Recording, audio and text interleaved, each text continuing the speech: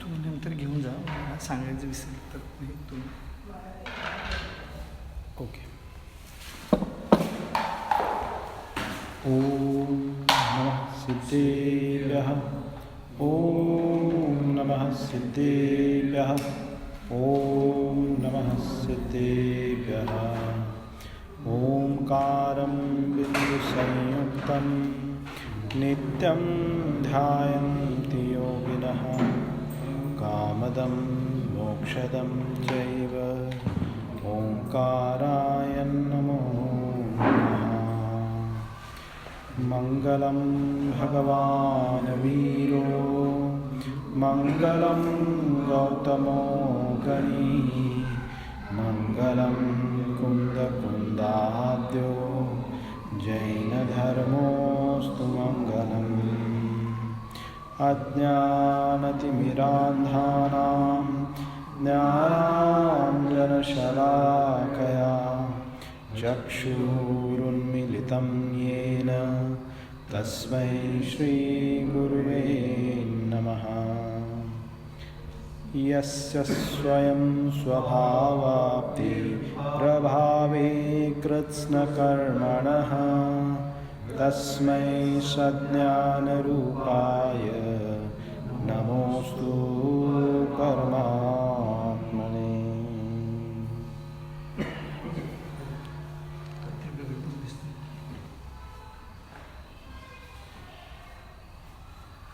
Hello hello hello. ठीक है ना, इतना है थोड़ा ठीक है.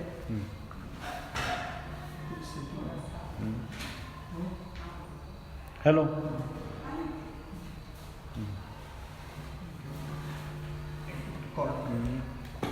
Bluetooth. हेलो. स्विच करिएगा. Auxiliary. हेलो.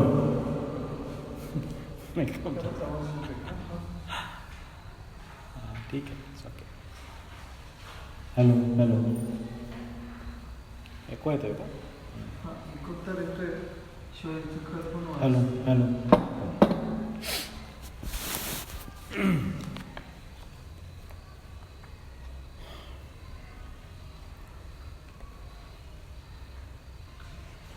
यहाँ पे अपना श्री इष्टोपदेश जी का स्वाध्याय जो चल रहा है, आचार्य भगवान श्री पूज्यपाद भूत ग्रंथ के भीतर पिछले सत्र में अपन श्लोक क्रमांक 26 का स्वाध्याय कर रहे थे और इस श्लोक का जो निर्माण हुआ या फिर उत्तर रूप में जो ये श्लोक दिया हुआ है वो किसके लिए था कि किस कारण से जीव बंध को प्राप्त होता है और किस कारण से जीव मुक्त होता है ना. ये प्रश्न किया हुआ था कि बंध का प्रतिपक्षी संपूर्ण कर्मों की निर्जरा अवस्था रूप जो मोक्ष है वो जीव का कैसे बन सकता है, यानी जीव मोक्ष को कैसे प्राप्त हो सकता है. और यद्यपि उद्गल द्रव्य और जीव द्रव्य भिन्न है, फिर भी बंधरूप अवस्था को वो क्यों प्राप्त होते हैं? क्योंकि संसार में ये देखा जाता है कि बंध तो हैं, बंध हैं इसीलिए तो संसार अवस्था है. अगर बंध को नकारोगे तो संसार अवस्था को भी नकारना पड़ेगा. तो ये दोनों भी चीज़ें घटित होती हैं व्यवहारने से, है ना. तो इससे छूटने का उपाय क्या है, यानी जीव बंधता क्यों है और मुक्त क्यों होता है. तो आचार्य देव ने यहाँ बहुत सुंदर श्लोक के अंदर यहाँ कहा, बध्यते मुच्यते जीवः. क्या अपन ने जाना था कि ये जो जीव बंधता है वो किसके कारण बनता है? सममो, जो ममता यानी मोह रूप जो परिणाम है, ममत्व रूप जो परिणाम है, वो ममत्व रूप परिणाम के कारण यह जीव बंध अवस्था को प्राप्त होता है.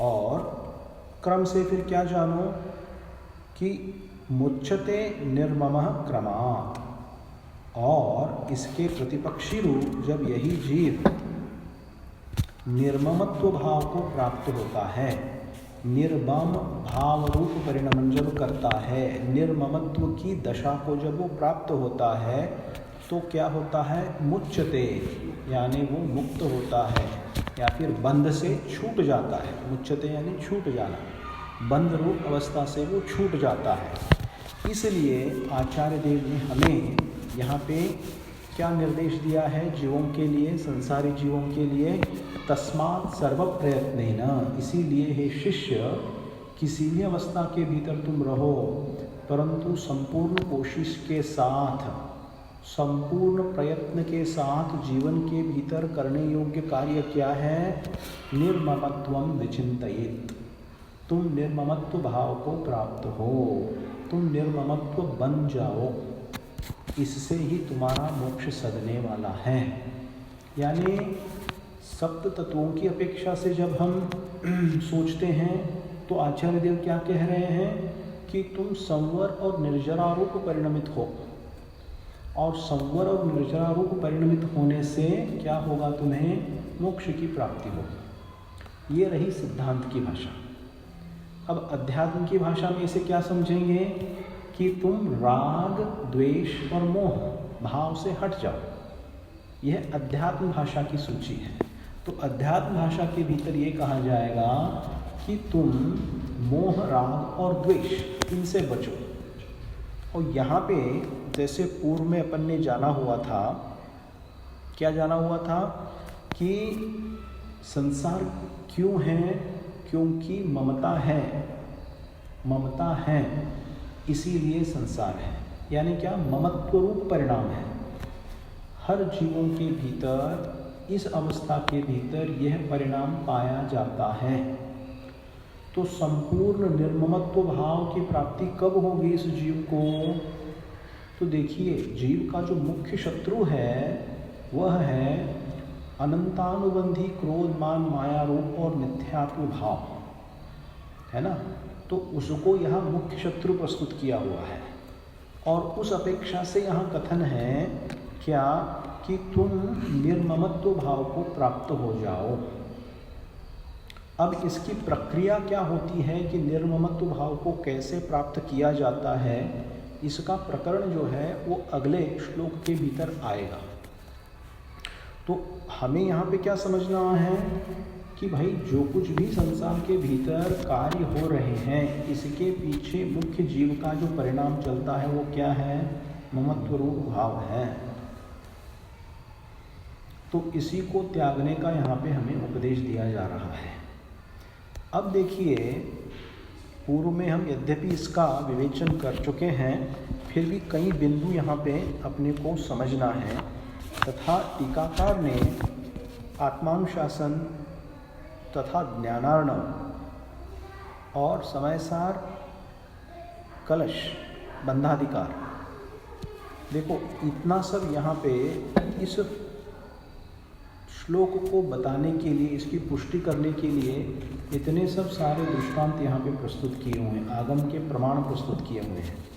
तो इनके बारे में भी अपने को सोचना है, जान के चलना है। तो मुख्य बिंदु इसके भीतर क्या कहा था कि वो यह था कि बध्यते मुच्यते जीवः, जो बंधने की जो प्रक्रिया है, उस बंधने की प्रक्रिया के भीतर मुख्य रूप से किसका ग्रहण किया है, ममत्व रूप परिणाम और राग द्वेष का ग्रहण किया हुआ है। तो जब सिद्धांत ग्रंथ की अपेक्षा से जब हम इसका सोचते हैं, तो जो बंध अवस्था को जब जीव प्राप्त होता है, उद्गल और जीव द्रव्य जब बंध अवस्था को प्राप्त होते हैं, तो बंध में 4 प्रकार के बंध कहे हुए हैं। जो स्वाध्याय करते हैं उनको पता है कौन कौन से हैं वो बंध। 4 प्रकार के बंध कौन से हैं, कौन से हैं बताइए? प्रकृति, प्रदेश, अनुभाग और स्थिति, ये 4 है ना। 4 प्रकार के बंध हैं। 4 प्रकार के बंधों से क्या होता है, जीव बंध जाता है। तो देखिए यहाँ पे यहाँ पे जो ग्रहण मुख्यतः से किया हुआ है वो प्रकृति और प्रदेश का नहीं किया हुआ है। यानी बंध का कारण जो होता है वो दो होते हैं, ये तो द्वार है, योगों से और कषायों से जीव बंधता है। तो प्रकृति और प्रदेश बंध जो है वो योग के कारण होते हैं।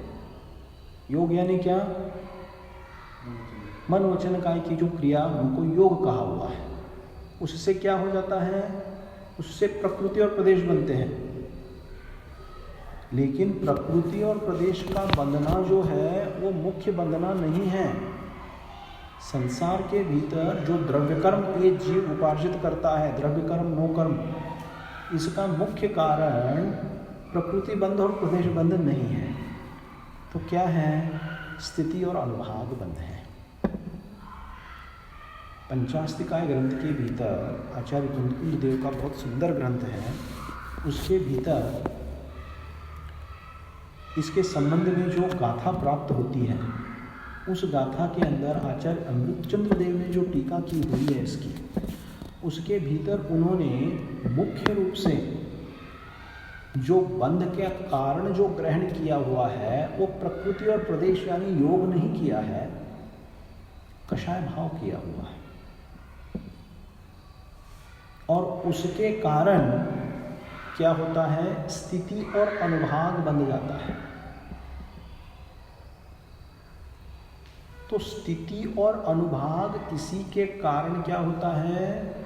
जीव को फल प्राप्त होते हैं। प्रकृति यानी क्या? अब किसी को अगर पता नहीं तो थोड़े 2 मिनट के लिए अपन समझते हैं। प्रकृति का अर्थ क्या होता है? प्रकृति का अर्थ होता है कौन से जाति का कर्म बंधेगा, इसको कहते हैं प्रकृति। तो 4 घातियों के भीतर और 4 अघातियों के भीतर हमारी जो भी क्रियाएं अपन कर रहे हैं उसके कारण कौन से कर्म बंधेंगे, तो उसको कहते हैं प्रकृति। फिर कहते हैं प्रदेश। प्रदेश यानी क्या? कि वो कितनी मात्रा में बंधेंगे, उसको कहते हैं प्रदेश। यानी कर्म उद्गल जो होते हैं वो कर्म उद्गल कितनी क्वांटिटी में आत्म प्रवेश के साथ बंधेंगे, उसको कहते हैं प्रदेश। तो ये प्रदेश का बंध हुआ। अब स्थिति और अनुभाग क्या क्या है? तो स्थिति जो है ये सबसे मुख्य है, और अनुभाग कितने समय तक के लिए ये कर्म को बांधेगा। मोहनीय कर्म की उत्कृष्ट स्थिति क्या है? 70 कोड़ा कोड़ी सागर बताई हुई है, बताइए कि नहीं? 70 कोड़ा कोड़ी सागर ये उत्कृष्ट स्थिति है मोहनीय कर्म की। तो ये स्थिति बंद हुआ, मतलब ड्यूरेशन, इसको इंग्लिश में क्या कहेंगे? ड्यूरेशन कहेंगे। तो कितने समय के लिए ये बंधेगा। और अनुभाग, अनुभाग का अर्थ ये है उसकी फलदान देने की शक्ति, उसको कहते हैं अनुभाग। इसको हम कहेंगे इंटेंसिटी ऑफ कर्म। अनुभाग को हम क्या कहेंगे? इंटेंसिटी कहेंगे। मतलब जब वो उदय में आएगा उसकी फलदान देने की शक्ति कितनी होगी। जब वो उदय में आएगा वो मंद रूप में उदय आएगा, मध्यम में आएगा कि तीव्र में आएगा, ये अनुभाग के ऊपर डिपेंड करता है।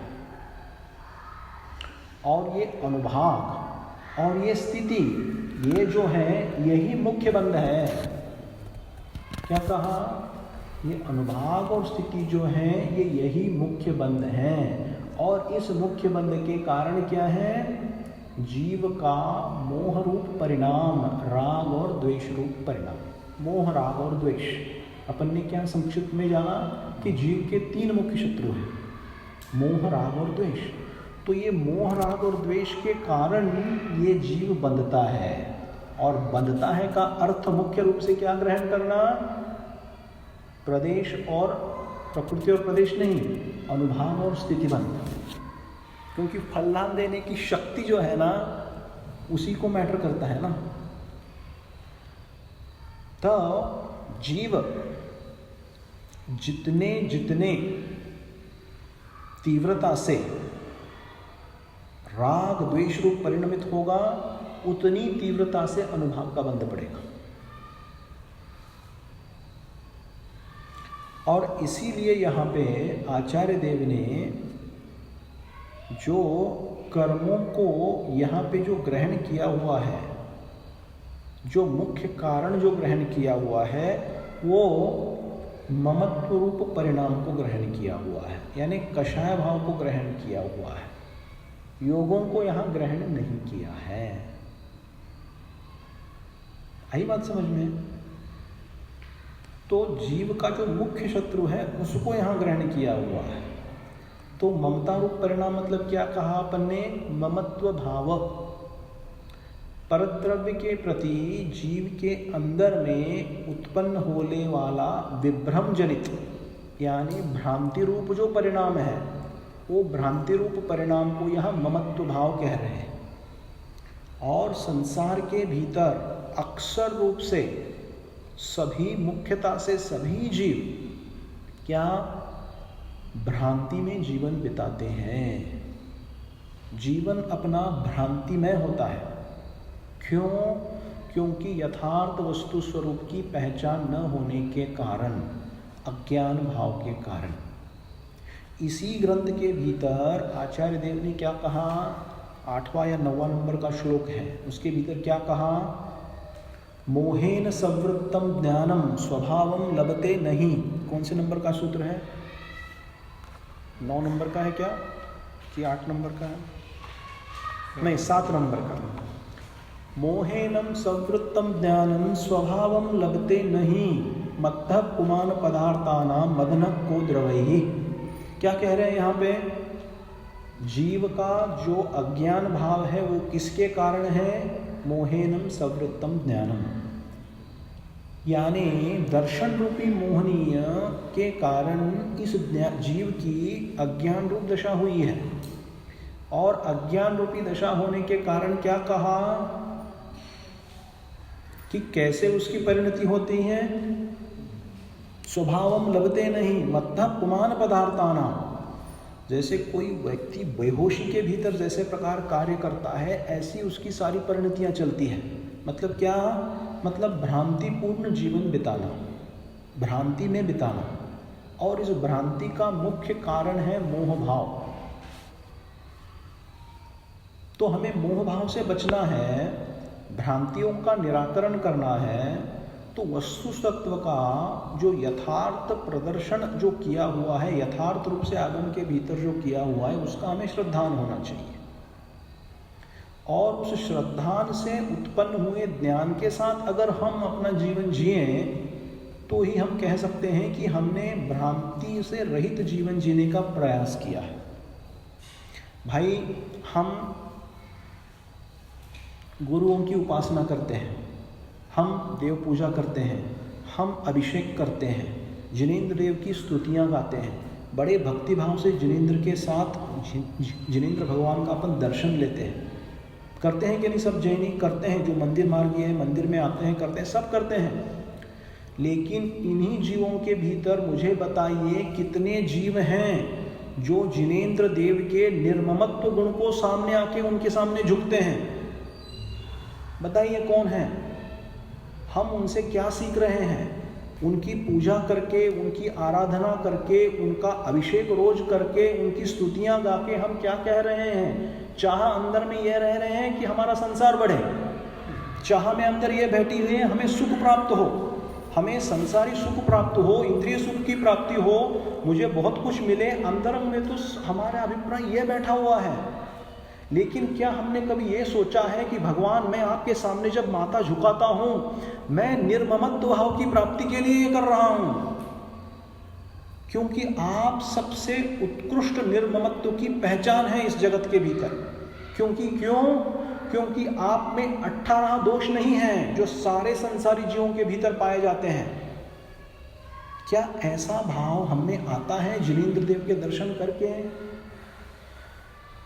अगर नहीं आता है तो हमें हमारी सुख की खोज करनी पड़ेगी कि अभी हमारी भक्ति में बहुत कुछ कमी है। क्योंकि जिनेंद्र देव का जो मुख्य क्या है, देखो, जिनेंद्र देव का भक्ति करने से बहुत कुछ अपने आप ही प्राप्त होता है, मांगना नहीं पड़ता है। हमारे सभी आचार्यों ने कहा हुआ है, जिनेंद्र देव की अपन ने सच्ची भक्ति अगर की तो सब कुछ अपने आप ही मिल जाता है, मांगने की जरूरत ही नहीं है। लेकिन वो मुख्य फल नहीं है। आत्मानुशासन ग्रंथ के भीतर, तत्वानुशासन ग्रंथ के भीतर कहा हुआ है, ये भूसा है। धान तो क्या है, क्या चाहिए हमें धान? हमें रत्नत्रय रूप परिणमन चाहिए। इसीलिए कविराज क्या करते हैं, दौलत राम जी ने जो ये लिखी हुई है, स्तुति लिखी हुई है, उसके भीतर क्या लाइन आती है, मेरे न चाह कुछ और ईश, रत्नत्रय दीजे मुनीश।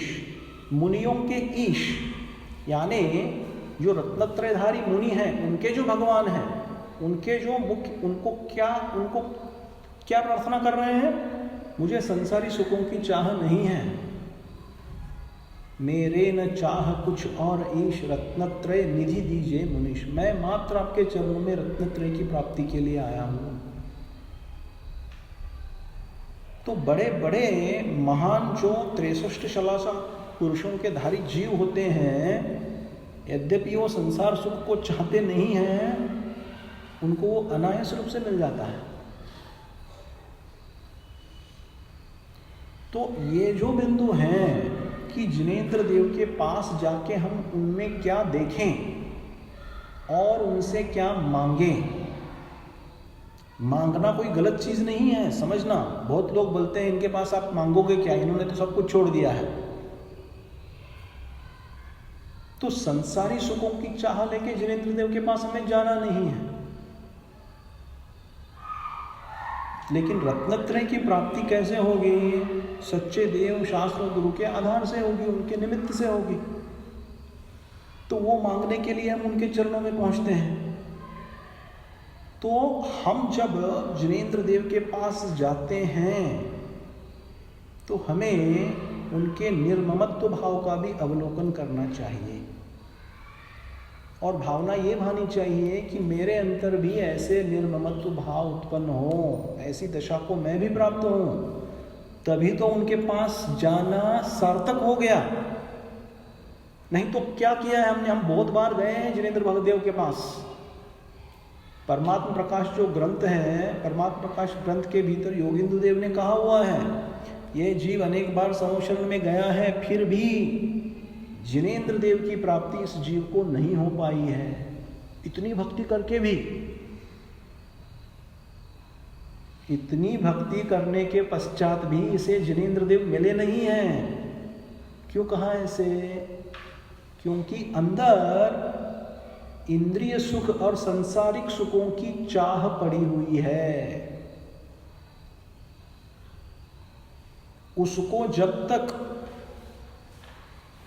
उस इच्छा को, उस चीज को जब तक मेरे लिए ये हेय रूप है, जब तक ये नहीं लगेगा, तब तक संसार के प्रति जो उदासीन भाव आना चाहिए वो कभी नहीं आएगा जीव को। और ये क्रमिकता से होता है सब। This doesn't happen overnight, right. कई लोग ऐसे बहुत पुण्य पुरुषार्थी होते हैं, कभी ऐसे वैराग्य उनको ऐसे ही कुछ होके प्राप्त हो जाता है, लेकिन ये क्रमिकता की दिशा है। धीरे धीरे धीरे धीरे इस चीज में बढ़ के क्या करना है, उदासीन भाव को प्राप्त कैसे होंगे, फिर निर्ममत्व भाव की प्राप्ति कैसे होगी। और जिनेंद्र देव ये सबसे उत्तम उदाहरण है कि भाई वे निर्ममत्व हुए हैं, इसीलिए वो अरिहंत पद को प्राप्त हो गए, इसीलिए सारा जगत उनको पूछता है। 100 इंद्रों से वंदित है वो। क्या है जिनेंद्र देव? 100, हम तो कुछ नहीं, अपन लोग कुछ नहीं है। जो बड़े बड़े लोग भी उनकी पूजा करते हैं, ऐसे आप महान हैं, ऐसा कह रहे हैं, है ना। भक्तामर काव्य की जो दूसरी जो कारिका है, उसके भीतर क्या कहा हुआ है? उसके भीतर यह कहा हुआ है कि उत्तम तत्वों के जानने वाले जो इंद्र हैं, सौधर्म इंद्र हैं, वे उत्तम स्तुति आपकी कर पाते हैं। वैसा तो मैं बहुत छोटा जीव हूं, फिर भी मैं करने का प्रयास कर रहा हूं। मतलब इतने इतने बड़े बड़े उत्तम जो जीवराज हैं, उनसे वे वंदित हैं। क्यों हैं? क्योंकि निर्ममत्व भाव को प्राप्त हो गए, संवर और निजरारूप परिणत हुए। अगर हम इस जाति से अंतर्मुखी होकर अगर नहीं सोचते हैं तो जिनेंद्र देव के पास आके हमें फल नहीं मिलेगा, ऐसा नहीं बोल रहा हूँ मैं। फल तो मिलेगा, फल तो जरूर मिलेगा, उनके चरणों में आए तो फल तो जरूर मिलेगा, लेकिन संसार को घटा के मोक्ष को दिलाने वाला फल नहीं प्राप्त होगा, नहीं होगा। तो अगर ऐसी चाह हम रखते हैं तो ऐसे गुणों को विकास करने का जीवन के भीतर हमें प्रयास करना चाहिए, श्रावक के दशा के भीतर। तो इसीलिए बांधने का जो मुख्य कारण है, द्रव्य बंध का, भाव बंध का, द्रव्य बंध का मुख्य कारण है वो है स्थिति और अनुभाग, और वो बंधता है मोह, राग और द्वेष, यानी कषाय भाव से बंधता है, और उसका मुख्य कारण है ममत्व रूप परिणाम। और उसी को यहाँ पे आचार्य देव ने मुख्य रूप से ग्रहण किया हुआ है, इसीलिए ममता को यहाँ दर्शाया हुआ है, ममत्व बुद्धि को दर्शाया। तो ममत्व बुद्धि क्या होती है कि पर द्रव्य में भ्रांति जनित अपने रूप का परिणाम होना सो ममत्व भाव है।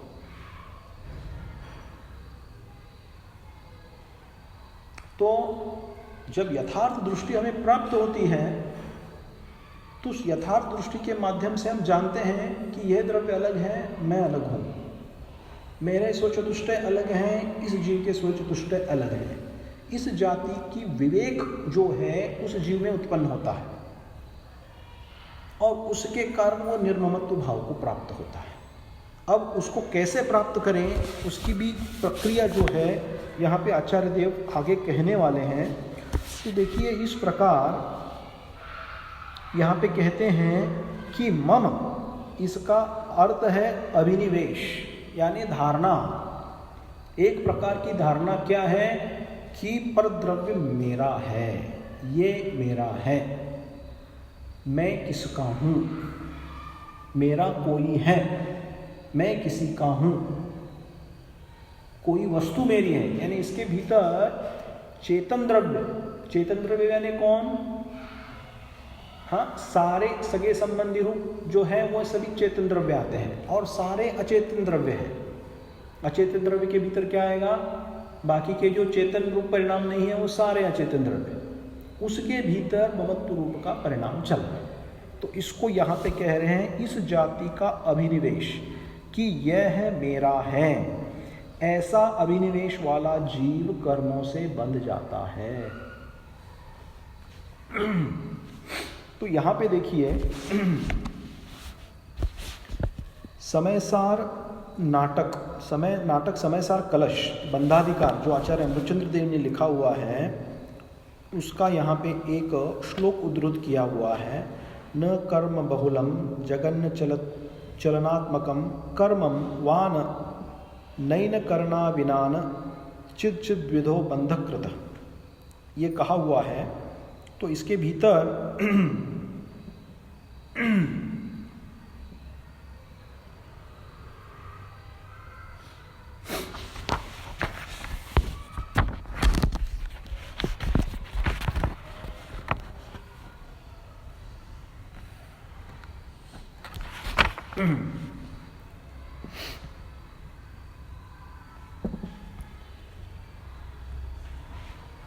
इसका भावार्थ जो प्रस्तुत किया हुआ है वो ये है कि न तो कर्म कंदों से भरा हुआ यह जगत बंध का कारण है।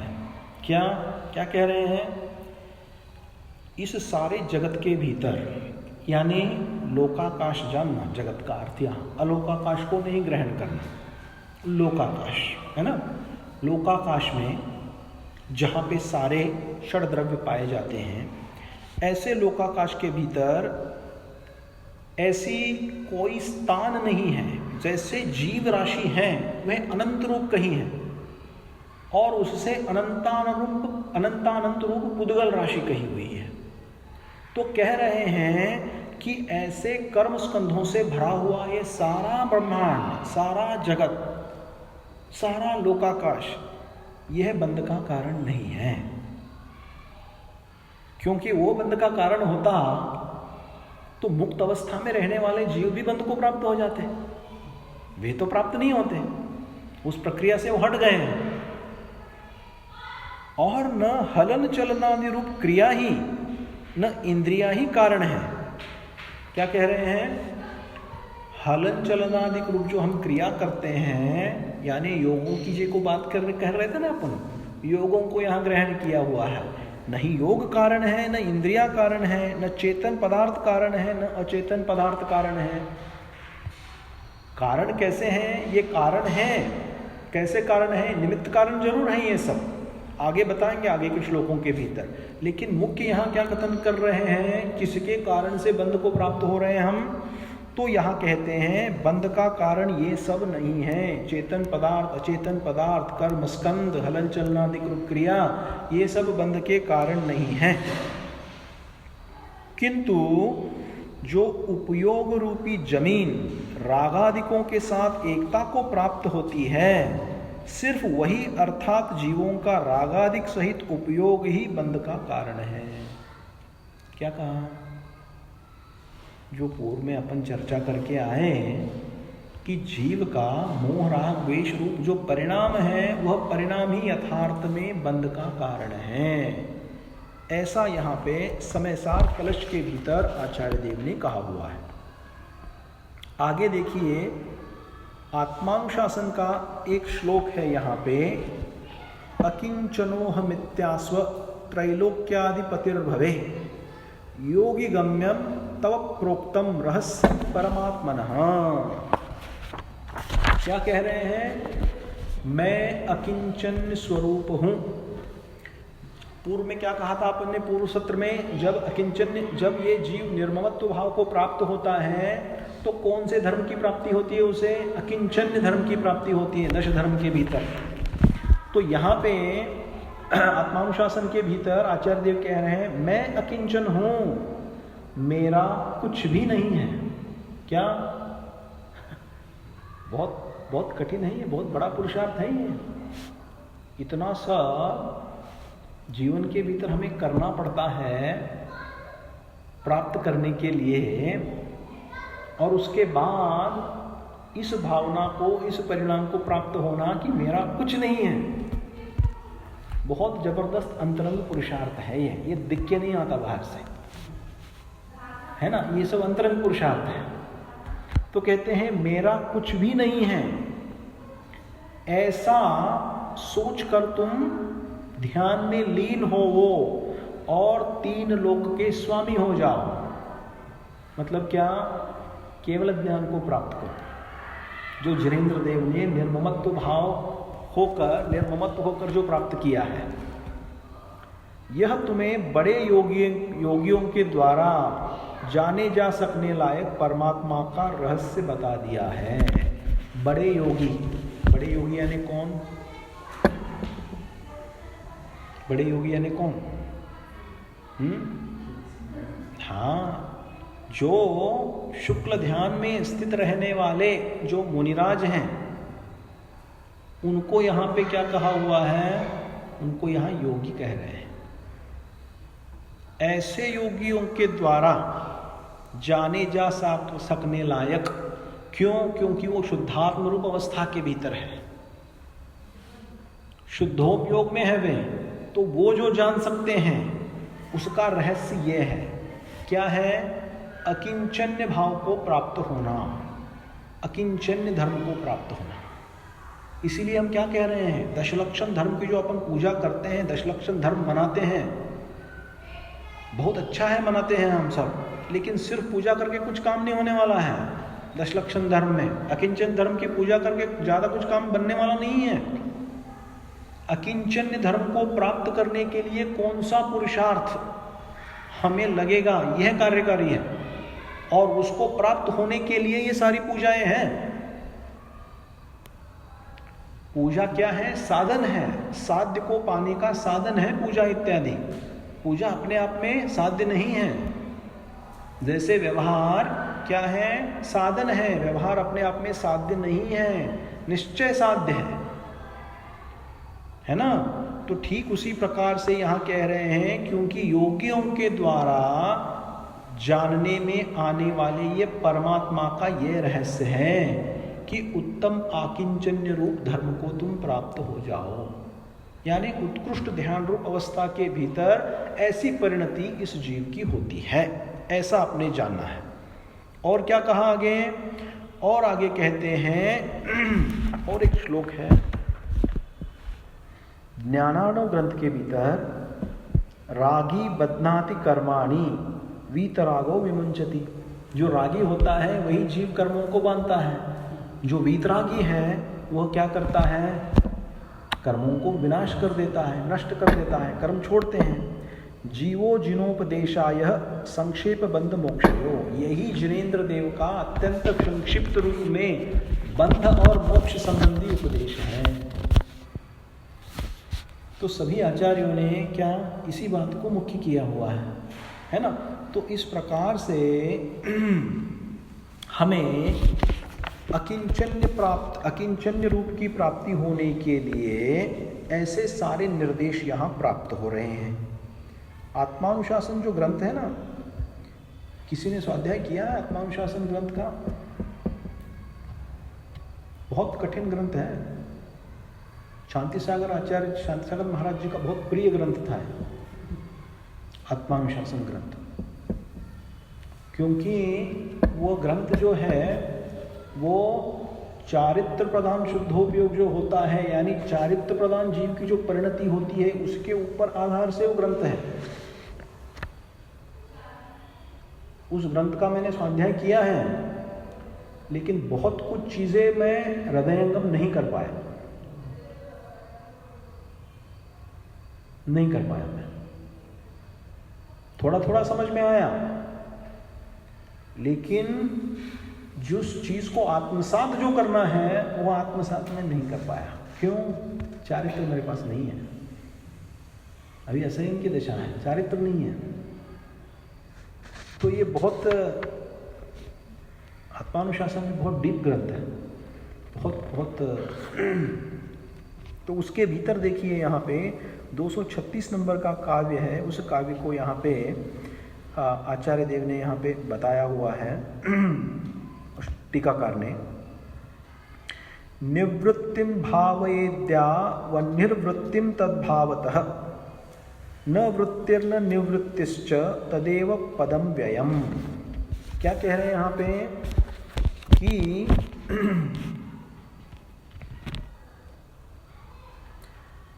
जब तक मुक्ति नहीं हुई तब तक परद्रव्यों से हटने की भावना करनी चाहिए। क्या कह रहे हैं? जब तक मुक्ति की प्राप्ति नहीं हुई तब तक परद्रव्यों से हटने की भावना करनी चाहिए। यानी क्या करना चाहिए? निर्ममत्व होने का अभ्यास करना चाहिए, ऐसा बोल रहे हैं। जब उसका अभाव हो जाएगा, किसका अभाव? परद्रव्यों में रमने का। जब उसका अभाव हो जाएगा तब प्रवृत्ति ही नहीं रहेगी, उसमें बसने की प्रवृत्ति ही नष्ट हो जाएगी। और यही पद जो है यही अविनाशी पद है। देखो ऐसे सब गूढ़ अर्थ हैं उसमें, ये एक्चुअली ये गूढ़ अर्थ है। तो इसका अर्थ तो अपन समझ सकते हैं, शब्दार्थ। भावार्थ जो है ना, वो भावार्थ के लिए बहुत मेहनत लगेगी, है ना। तो हम समझें इससे, हमने इसमें ये समझा हुआ है कि जीव का यथार्थ में जो शत्रु है वो ममत्व रूप परिणाम जो है हमारा, वही हमारा सबसे बड़ा शत्रु है। उस ममत्व रूप परिणाम को हमें कम करना चाहिए। और उसको कम करने का जो तरीका है वो क्या है?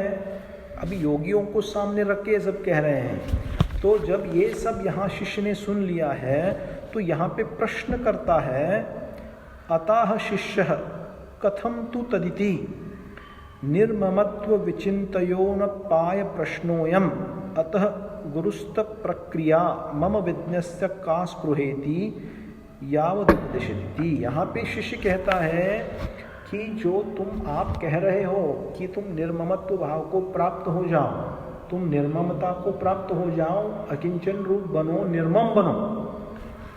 तो कहते हैं निर्ममता कैसे प्राप्त की जा सकती है, निर्ममत्व भाव कैसे मिलता है।